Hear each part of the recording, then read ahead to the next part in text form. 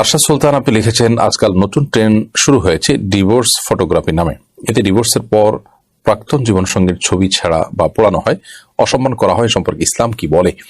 ভাই আরশাদ সুলতান, divorce photography নামে যে নতুন একটি ট্রেন্ড চালু হয়েছে আমাদের দেশে, সেটি অত্যন্ত গর্হিত। এ বিষয়ে আমিও একাধিক ফেসবুক পোস্ট দেখেছি, যেখান থেকে আমার যতটুকু জানার সুযোগ হয়েছে তা থেকে আমি দেখলাম যে কোন ভদ্রমহিলা বিবাহ বিচ্ছেদের পর সেটাকে সেলিব্রেট করছেন, ফেস্টুন নিয়ে দাঁড়িয়ে থাকছেন এবং খুব আনন্দ এবং উল্লাসের সাথে তিনি ডিভোর্সের লেখা প্লেকার্ড নিয়ে দাঁড়িয়ে আছেন। মানে ব্যাপারটা কেমন যেন আনন্দের। আবার একই সঙ্গে অনেক বোনকে দেখা যাচ্ছে যে তারা সদ্য সাবেক হওয়া স্বামী যার সাথে ডিভোর্স হয়ে গেছে তার ছবি পোড়াচ্ছেন, ছিঁড়ে সেটাকে টুকরো টুকরো করছেন, পায়ের নিচে মারাচ্ছেন, এবং এটাকে নাম দেওয়া হচ্ছে ডিভোর্স ফটোগ্রাফি নামে।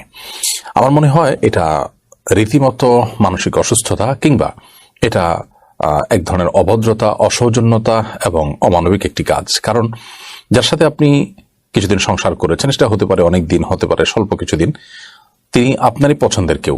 অতএব আপনার পছন্দের কোনো মানুষকে অপমান করা, তার অশ্রদ্ধা করা, কিংবা তাকে সমাজে হেয় প্রতিপন্ন করা, এটার মধ্যে আপনার নিজেকে অসম্মান করা হয়। সেই বিষয়টি আমাদের প্রত্যেকটা মানুষের মাথায় থাকা উচিত।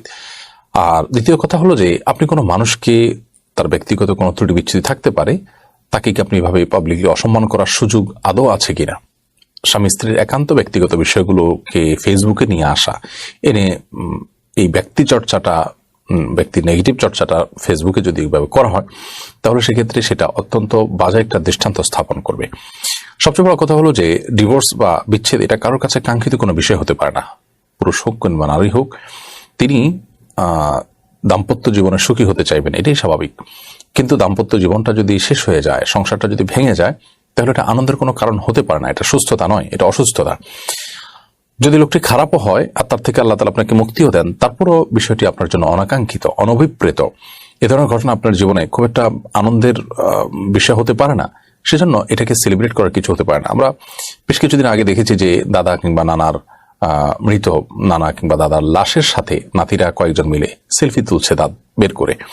তো এরকম একটা অসুস্থ সমাজ বা একটা সময় আমরা পার করছি, যখন সমাজে একটা বড় অংশ বা সমাজের উল্লেখযোগ্য একটা মানুষ রীতিমতো অসুস্থ হয়ে পড়েছেন, তারা সেটাকে সেলিব্রেট করছেন।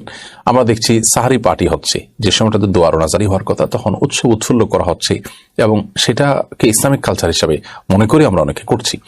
তো এরকম অনেক অনাকাঙ্ক্ষিত বিষয় হচ্ছে কি আমাদের আগে হয়তো আরো এরকম অদ্ভুত এবং অনেক আপনার হাস্যকর কর্মকাণ্ড আমাদেরকে দেখতে হবে। যাই হোক, অনেক মেয়েরা এটা করে থাকেন ভাইরাল হওয়ার জন্য, অনেক ছেলেরাও করতে পারেন ভাইরাল হওয়ার জন্য, কিংবা এটা করতে পারেন তার জেদ থেকে। কিন্তু এই জেদগুলো, ঘরের জেদগুলোকে বাইরে এভাবে যদি আমরা প্রকাশ করি, আজকে যার সাথে আপনার বিচ্ছেদ হয়েছে, আমার তো তিক্ত অভিজ্ঞতা হলো যে বিচ্ছেদ একসময় যাদের সাথে হয়ে যায়, আমরা দেখি যে অনেক কাল পরে তাদের সাথে আবার একত্রে সংসার করার চেষ্টাও করেন। কারণ বিচ্ছেদ হয়েছে, মনে করলেন আপনি বেঁচে গেছেন, তারপরে আপনি কারোর সাথে সংসার করলেন, দেখা গেল সে আরো খারাপ মানুষ। এরকম অহরহ কিন্তু হয়ে থাকে।